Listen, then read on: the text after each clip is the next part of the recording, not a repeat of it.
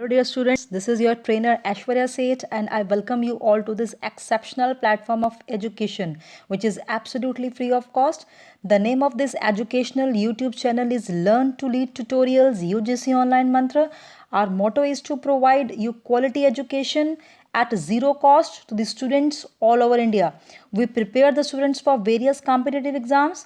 So learners, before starting the presentation, I request you all to press bell icon button for receiving the notifications of my new and upcoming videos in the future, and please subscribe and share this channel maximum with your friends all over India. So guys, in my last two videos I taught you total 24 types of research, which is really very important topic for UGC exam. If you miss those two videos, then kindly watch and understand them very carefully. So students, for now in today's video I will discuss various methods of research. I divided this topic also into two respective videos for detailed understanding. So today I will cover part 1 of research methods, and tomorrow I will cover part 2 of research methods. So let's start with the part 1 of methods of research. Research methods part 1।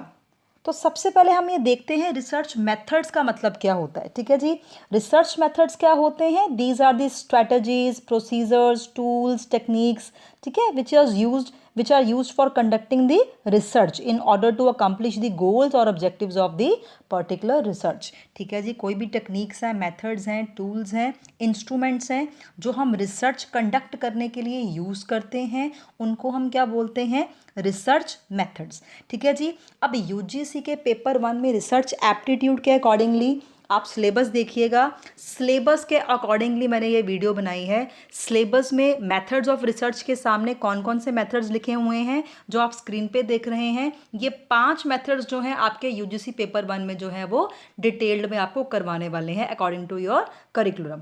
तो यहाँ पे क्या है? Experimental method of research, descriptive method, historical method, qualitative method and quantitative methods. ये 5 तरह की main headings हैं methods of research में according to the syllabus of UGC paper 1 research aptitude. तो ये हम डिटेल में करेंगे, तभी ये सारा कुछ आज के प्रेजेंटेशन में कंप्लीट नहीं हो पाएगा।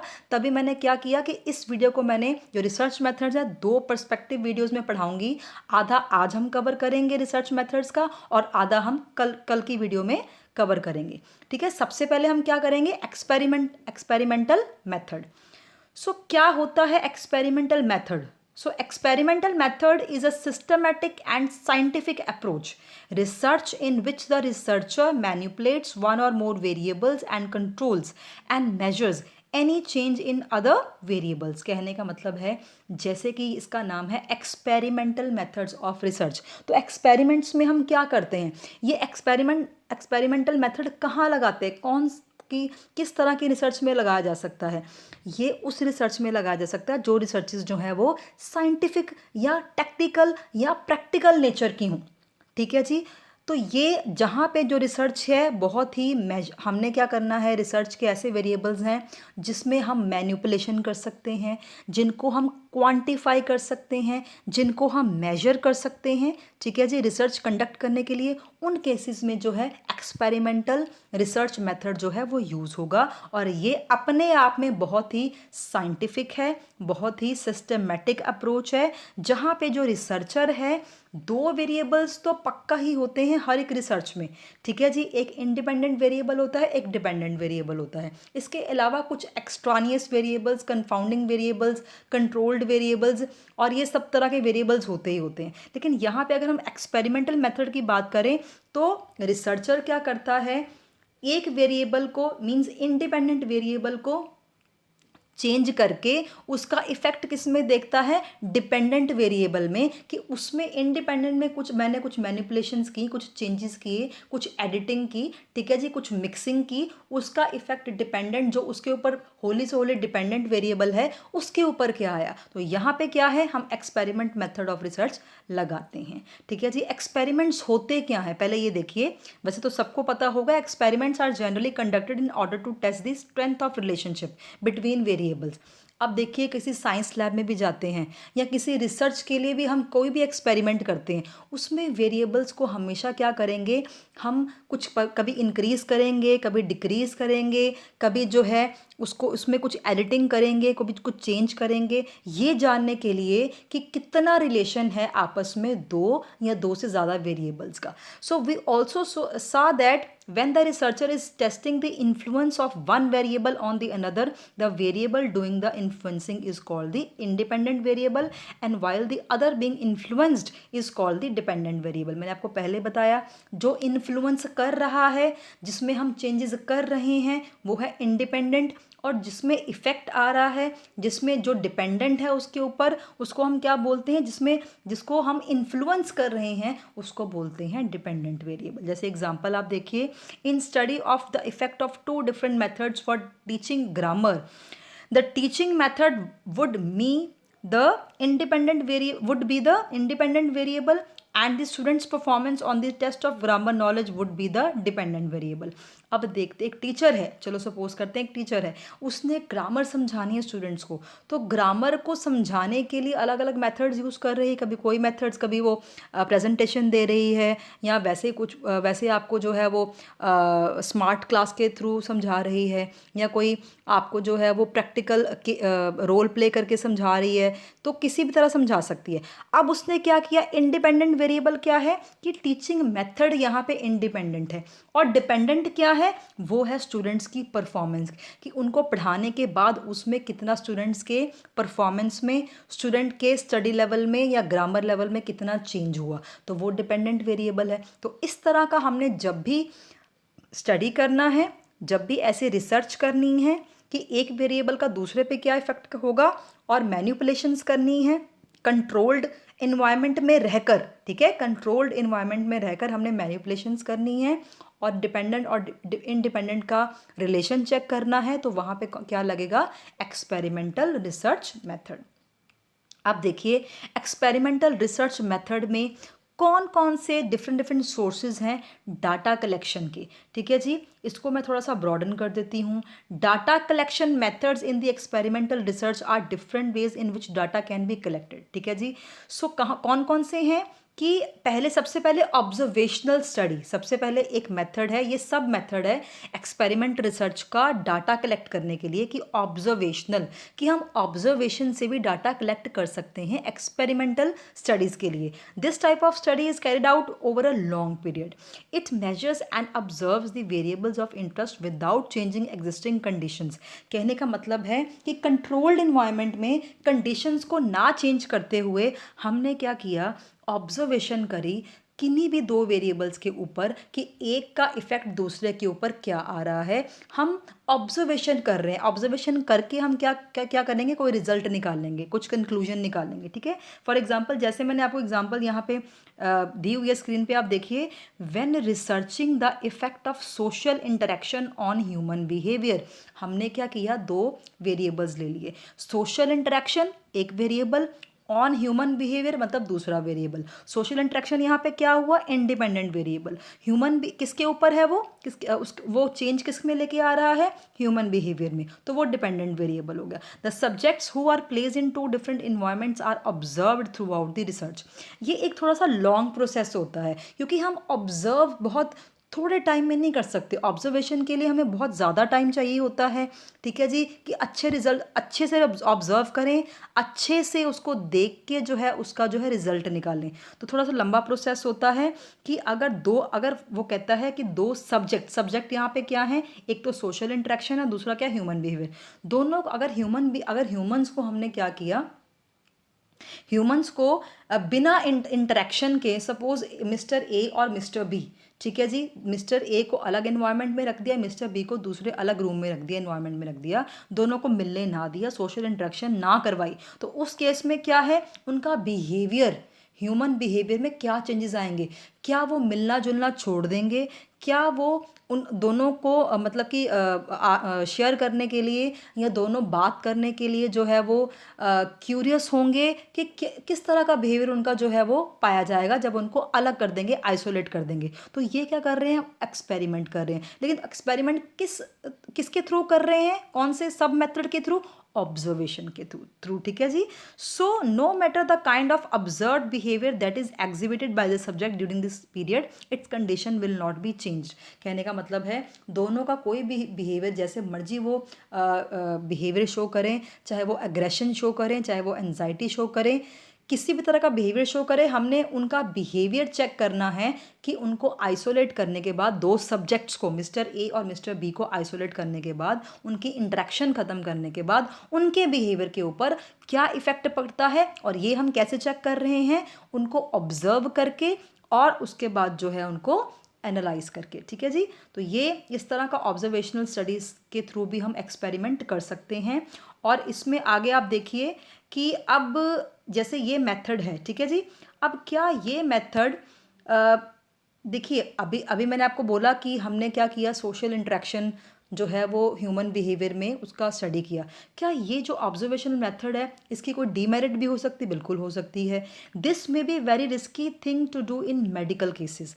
अगर हम मेडिकल केसेस में जहाँ पे जीने मरने का सवाल होता है, कोई पेशेंट होता है, उनकी क्रिटिकल कंडीशंस होती हैं, अगर उनको एकदम से हमने ठीक नहीं करा, सिर्फ ऑब्जर्व ही करते रहे कि उनकी जो है वो इंजरी है या क्या है, उसके ऊपर क्या एक्सीडेंट हुआ है, वो कितना सर्वाइव कर पाता है इंसान, तो ये मेडिकल केसेस में ऑब्जर्वेशन जो है वो नहीं बिल्कुल फ्रूटफुल रहती, बल्कि जो है वो डेथ का कारण बन जाती है। तो इन क्रिटिकल कंडीशंस में, मेडिकल केसेस में ऑब्जर्वेशनल मेथड जो है वो बिल्कुल गलत है और वो यूज़ भी नहीं करना चाहिए, ठीक है जी।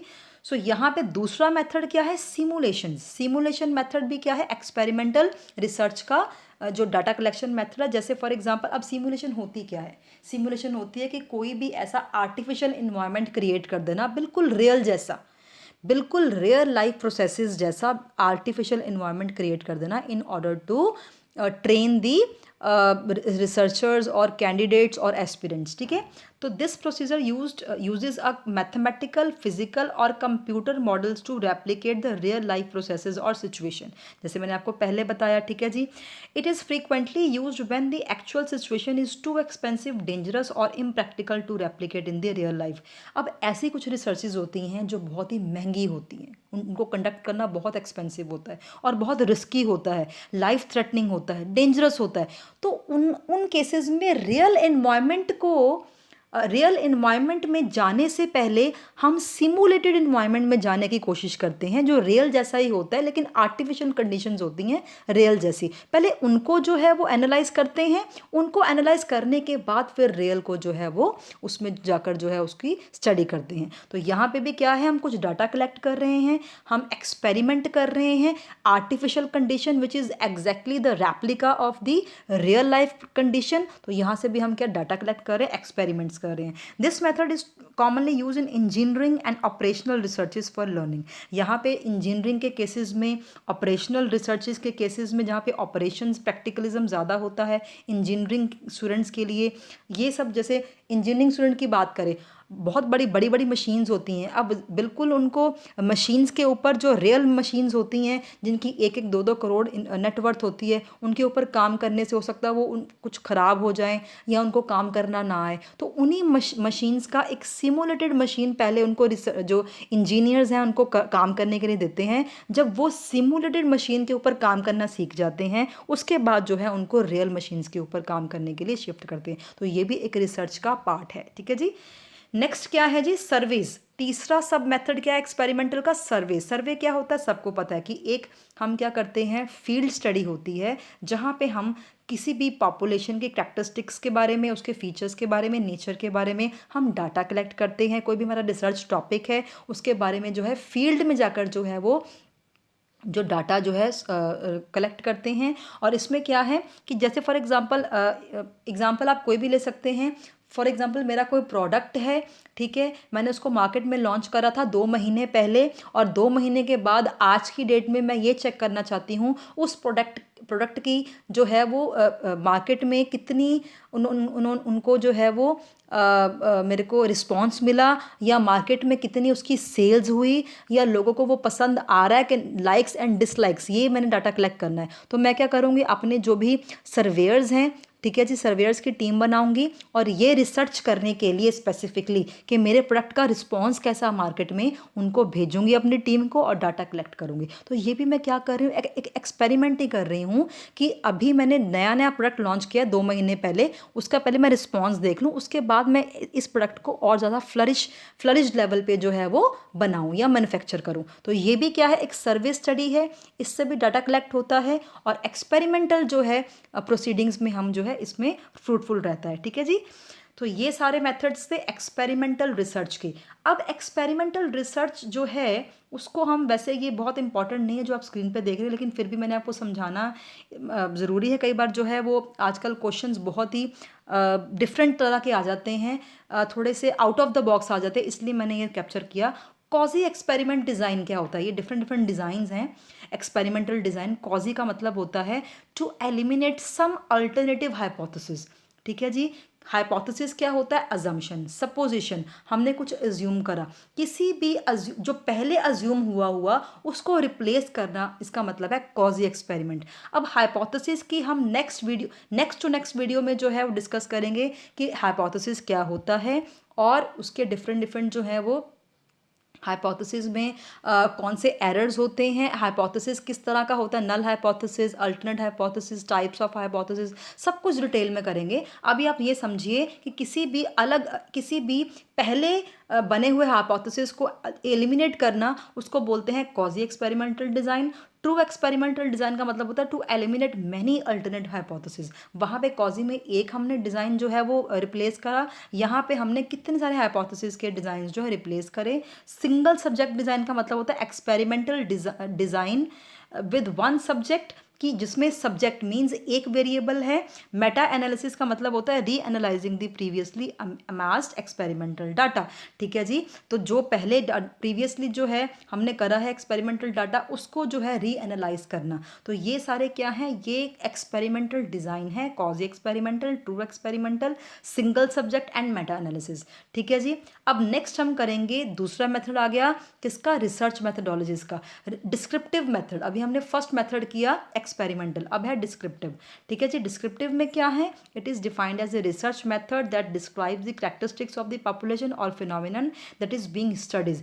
मतलब कोई भी रिसर्च टॉपिक है, ठीक है, कोई भी फिनोमिनन है, उसका क्या करना है, उसकी कैरेक्टरिस्टिक्स को या फिर उसकी फीचर्स को, जिस मेथड के द्वारा हम किसी भी रिसर्च टॉपिक के या फिनोमिनन के फीचर्स कैरेक्टरिस्टिक्स को डिफाइन करते हैं, डिस्क्राइब करते हैं डिटेल में, उस मेथड को क्या बोलते हैं, डिस्क्रिप्टिव research method.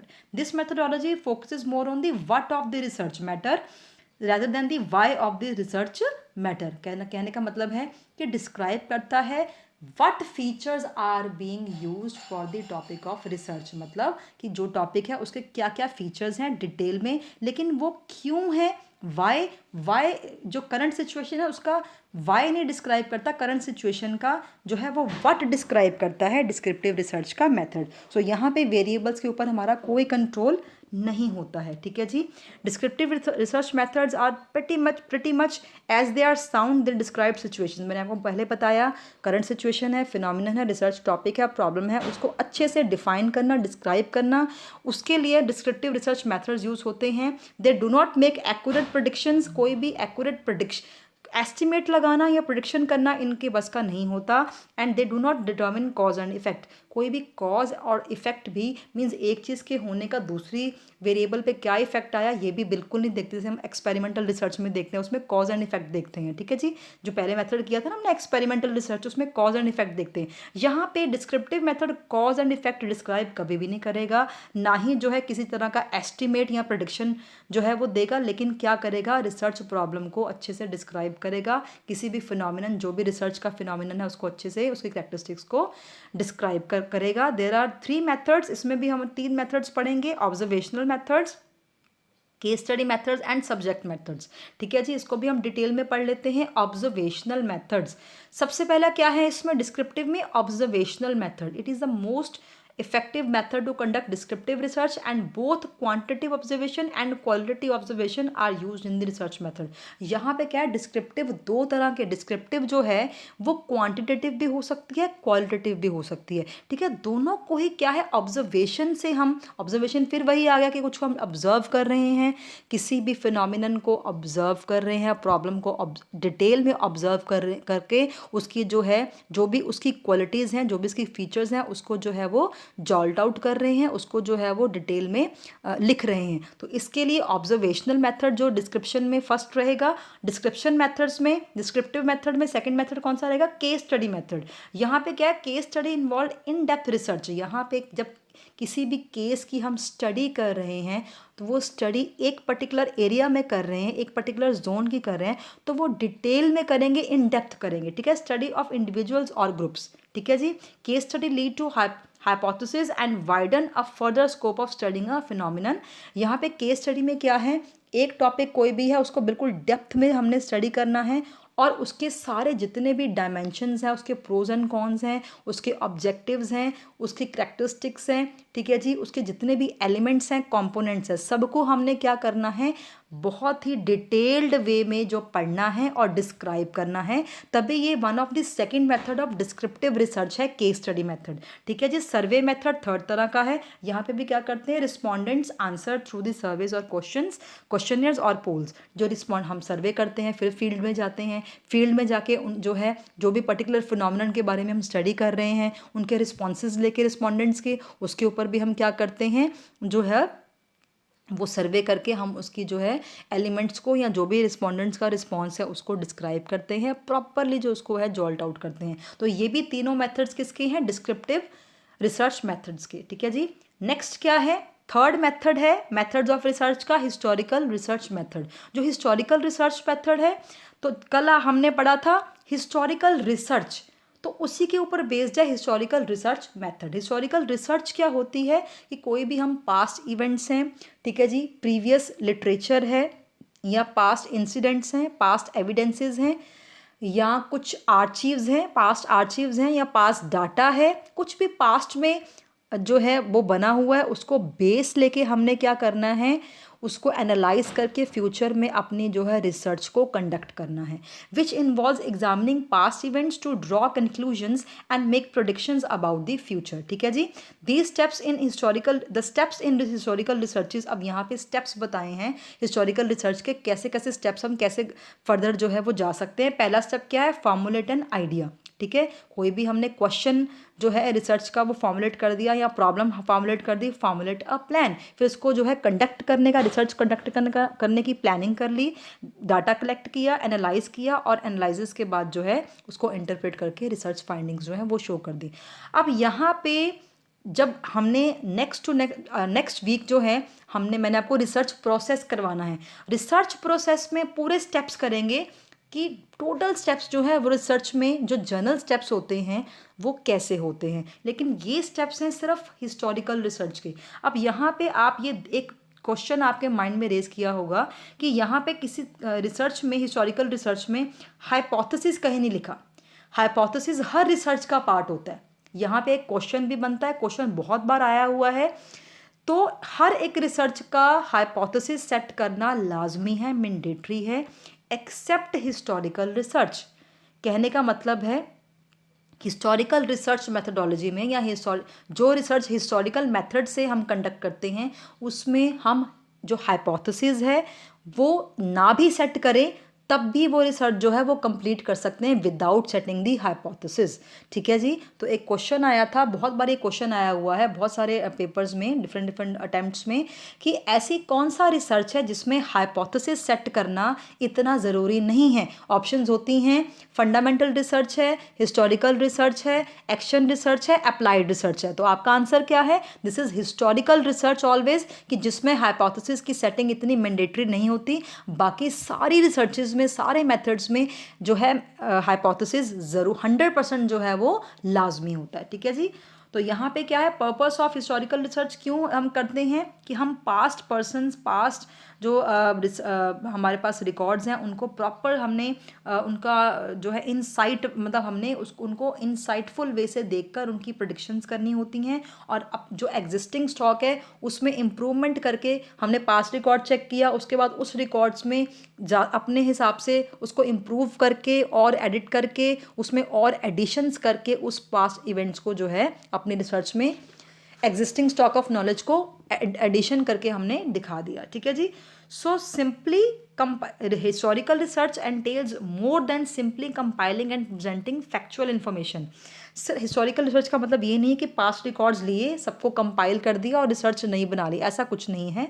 लेकिन इसके साथ साथ क्या है, एंड बहुत बड़ा है ये concept, it also requires interpretation of the information. Past records को सिर्फ कंपाइल नहीं करना, कलेक्ट नहीं करना, गैदर नहीं करना, उनको गैदर करने के बाद फिर क्या करना है, सबकी इंटरप्रिटेशन करके न्यू फाइंडिंग्स उसमें से जो है वो निकालनी है। एग्जिस्टिंग और फाइंडिंग जो है कुछ एनहांसमेंट उसमें करनी है। ठीक है जी।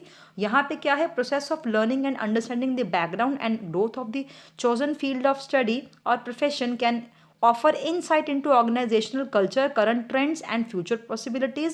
The historical method of research applies to all fields of study because it encompasses their origin, growth, theories, personalities, crisis. कहता है कि बेसिकली क्या है, हम हिस्टोरिकल बैकग्राउंड जो है, सपोज़ मैंने कोई भी रिसर्च करनी है, जैसे कि मैंने कोई हिस्टोरिकल रिसर्च मींस दिल्ली सल्तनत पे जो है रिसर्च करनी है, तो मैं क्या करूँगी, अब हमारे पास हिस्टोरिकल आर्चीव्स जो है वो अवेलेबल होते हैं, वो आर्चीव्स मैं लूँगी, उनको स्टडी करूँगी, उनको देखूँगी, उनका बैकग्राउंड चेक करूँगी, और उसमें कुछ हमने एडिशन तो नहीं कर सकते, लेकिन उसमें कुछ हमने जैसे कुछ उसमें एडिटिंग करनी है, या कुछ भी हमने कुछ एक्स्ट्रा जो है उसको और ज़्यादा जो है डेप्थ में और समझाना है, तो उसमें हम डेप्थ और लेके जा सकते हैं। ठीक है जी। तो यहाँ पे हम क्या कर सकते हैं कि ये जो हिस्टोरिकल रिसर्च है ये सब तरफ अप्लाई होती है, हर फील्ड में अप्लाई होती है, बिकॉज इसमें क्या क्या हम करते हैं, ओरिजिन देखते हैं किसी भी चीज़ का, ग्रोथ देखते हैं, थ्योरीज पहले जो बनी होती है उनको स्टडी करते हैं, पर्सनैलिटीज़, क्राइसिस, जितनी भी सब चीज़ हमें पहले अवेलेबल होती हैं उनको जो है हम एड ऑन करते हैं। ठीक है जी। So with this we have covered 3 types of और 3 methods of research, that is experimental method, descriptive method and historical method in this presentation। और जो कल मेरी वीडियो आएगी उसमें मैं आपको बताऊंगी कि क्वालिटेटिव रिसर्च मेथड्स, उसमें भी सब मेथड्स हैं, और क्वांटिटेटिव रिसर्च मेथड 2 रह गए हैं। आप देखिए कि इसमें जो हम कर रहे हैं बाद में कि हमने क्या क्या आज स्टडी किया। हमने स्टडी किया, ये देखिए मैं आपको दिखाती हूँ, ये आप देख रहे हैं कि इसमें हमने 5 तरह के थे, एक्सपेरिमेंटल कर लिया, डिस्क्रिप्टिव कर लिया, हिस्टोरिकल कर लिया। अब हमारा पास रह गया क्वालिटेटिव और क्वांटिटेटिव। ये दोनों बहुत डिटेल में हैं, वो हम कल करेंगे। ठीक है, उसके लिए आप मेरी कल की वीडियो भी देखिएगा, और हमारा जो है मेथड्स जो सारे हम कवर कर लेंगे। तो आज के लिए इतना ही। तो आप इसको समझें, कोई डाउट रह जाए तो आप मुझे कांटेक्ट कर सकते हैं, स्क्रीन के ऊपर नंबर लिखा हुआ मेरा। आप मेरे चैनल को ज़्यादा से ज़्यादा सब्सक्राइब करें, लाइक करें, और ट्रिकी नोट्स के लिए आप मुझे कॉल कर सकते हैं। और आप ज़रूर इसको देखें, और कल मैं नेक्स्ट वीडियो जो है पार्ट 2 रिसर्च मेथड्स की लेके आऊँगी। So till then stay tuned, thank you so much, God bless you.